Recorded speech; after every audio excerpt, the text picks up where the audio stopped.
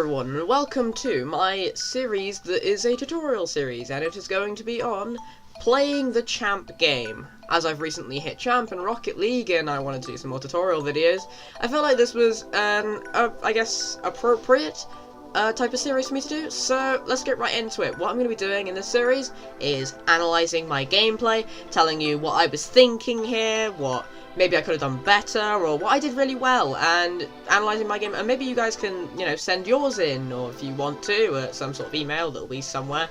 And maybe I'll analyse your gameplay too. So, without further ado, let's get into how to play the champ game.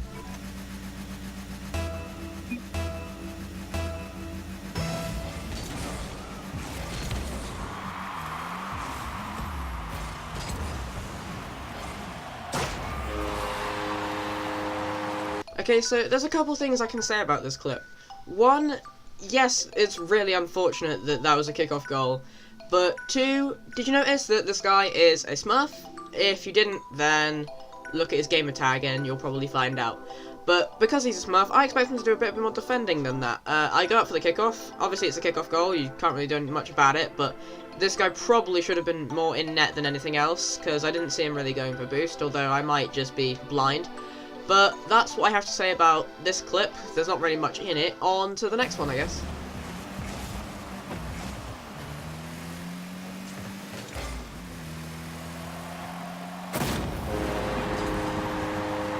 Okay, so for this clip, I went up before the clip ran, and challenged someone who's going across the wall. I missed the challenge, but I still put pressure on him, and that's all that really matters in that kind of challenge.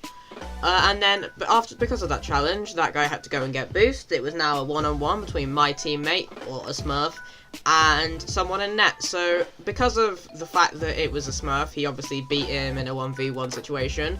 But if you look at it more closely, he was actually able to get a touch on it, but couldn't quite get it away from him. So I think that's probably just unlucky from his part. But the guy on my team did really well to actually put them in a situation that was uncomfortable for them, and that they couldn't save in the first place. So, fair enough, it's still a goal, but it could be saved, probably.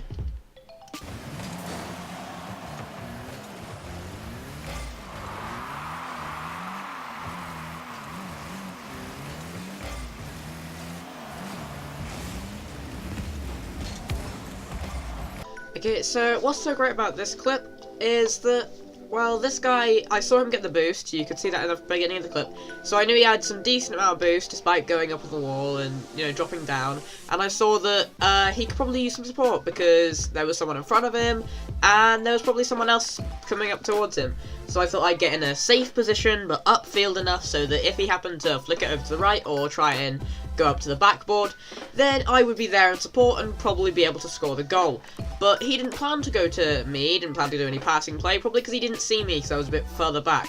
So he loses the challenge, the other challenges him, but because I'm back far enough that I can challenge the ball if need be, as soon as it goes straight backwards, maybe if it had a bit more power I'd be in trouble, but it didn't, so that's lucky me. But because I was so far backwards and in a good enough position to turn around, I quickly drift around and go backwards, and because of the amount of boost I have, which I noticed, I was able to save this goal from going in and able to just get it to the side and clear it away. Perfectly safe. So that's the end of that clip. That was to demonstrate the fact that I am a very defensive player when it comes to these things, but in twos you want to be a bit further upwards, you want to be a bit, with your teammates, you want to always be with them and supporting them in any way you can, but making sure that you're not up there so much that you're annoying them or that your goal is completely open. So it's okay to be offensive in twos, but just be careful with it. On to the next clip.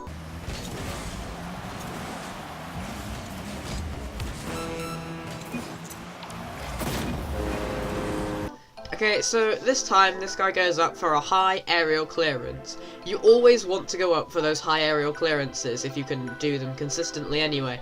Because if you can get a high aerial clearance, you can usually tap it down to a teammate, and if you're in a high enough rank, they'll probably score it like I did here. I mean, it wasn't exactly a glamorous goal, it wasn't exactly something that I had to work hard for, but the fact that he could pass to me and I could maybe get some sort of boomer out of it, although it wasn't exactly powerful, it was powerful enough to go in the net, and that's all that really matters, isn't it?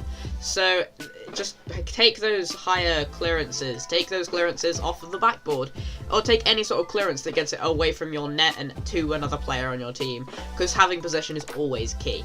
Now, this clip is to emphasize team play, but if you're in a lower rank, like if you're not in, let's say, Platinum, you probably won't see any of this team play, really. So if you're going up for high clearances and you're in Platinum or below, you probably want to maybe, you know, go for probably more of a clearance than a pass, because then they might take it as a pass anyway, and they might just get the ball anyway, and also you won't have the accuracy to pass, and they won't know that you're going to pass to them, and won't really care. But that's the thing for the specific ranks, and on to the next clip.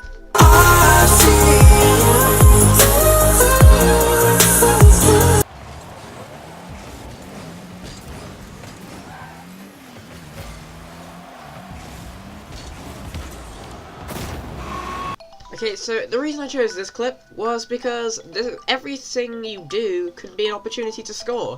So this guy, he goes up, you know, he's ready, he thinks he's going to score, he's got that flick ready, you know, and he misses. He hits the bar or post or whatever you want to call it. He misses and he hits it away from the goal, but because I'm not far enough forward, it takes me a while to get there.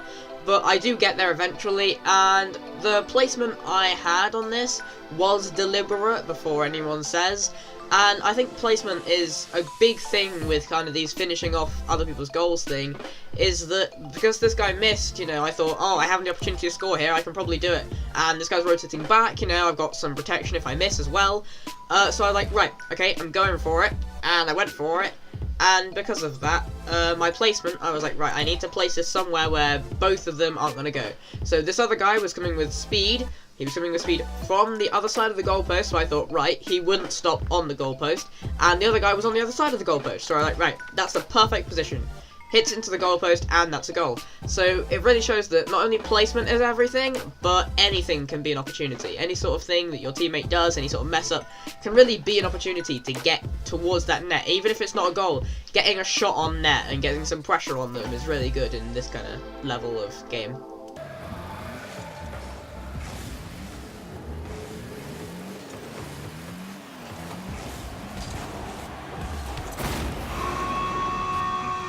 Okay, so this time I'm going to point out the opponent's mistakes, which was they both double committed to this one challenge. So my teammate challenges the ball, which is fair enough. He wins the challenge, the other guy's behind him, so the other guy frantically tries to catch up with him, while this other guy, I keep saying this other guy, okay, we're going to go with their teammate, just happens to be in net by themselves, so rushes forward, you know, just trying to buy some time or whatever, and my person on my team knows that if he can just get it past them and across the net, I can probably score it. So he does just that, gets it past the opponent and above the net. Now, in levels lower, maybe where aerials aren't a casual thing, this might not work, but in higher levels, as I said, in like diamond, champ ranges, probably plat ranges too, this is, in fact, no, gold is probably quite close to what this kind of thing is as well. Just anything that gets it across the net is always good. Anything that gets it anywhere floating above the net is always a good thing, because usually they won't challenge it unless they are very quick to challenge it. But these people weren't, and we took advantage of that. So they made two mistakes. They double committed first, which my teammate took care of and was very good with his dribbling skills. And then afterwards, they made another mistake, which was to, I guess, not challenge the ball. So they challenged it too quickly the first time, and then not quickly enough the second time, so that I can get it an easy goal. That is the end of that clip. On to the next one.